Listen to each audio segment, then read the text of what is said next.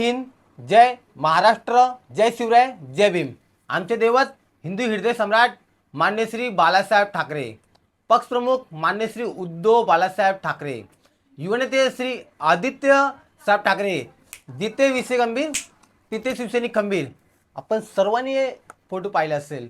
विचार करा किती लाचारपणा चालू आहे. कारण जे आपले महाराजावर हे लोकांनी जे पट्टे टाकले भारतीय जनता पार्टी पक्षाचे, हे खरोखर दुर्दैवी घटना आहे.